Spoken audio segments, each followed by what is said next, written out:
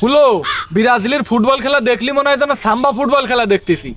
একদম ঠিক কথা কইছি। নেইমার যখন দৌড়ই মনে হয় হরিণ দৌড়চ্ছে। আচ্ছা আব্বা, একটা দরকারি প্রশ্ন, নেইমার এত দৌড়ই কেতি?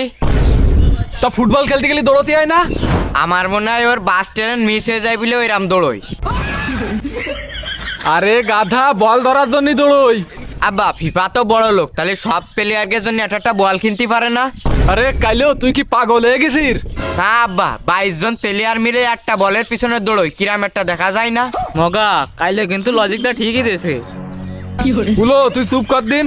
ওই কাইলোর মাথায় তো গোবর ভরা। আচ্ছা কাকা, গোলকির পিছনে যে জালটা থাকে ওটা কি মাছ মারা জাল না মশারি? আরে কাইলে ওইটা হলো বল আটকানোর জন্যই। ধুর কাকা, তুমি কিছু জানো না বোঝো না। প্লেয়ার যখন হাঁপায় যায় সেই সময় মশারির তলে যে বসে থাকে। কোন পাপের কারণে যে এই সাবালের বাপ হতে গেলাম আমি? আব্বা, এইবারটা মনে হয় বিশ্বকাপ মেসি নেবে নে। তা নিলি কি হবে নে?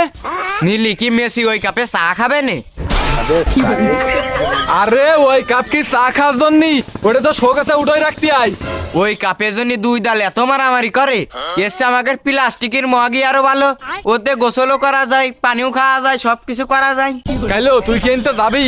যাতে পারে। আমার আর একটা প্রশ্নের উত্তর দেয়া লাগবে। করে ফেল। ওই যে রিফারের রাতে হলুদ আর লাল কার্ড থাকে, ওটা কি ওর বিয়ের কার্ড? না, ফ্যামিলি কার্ড।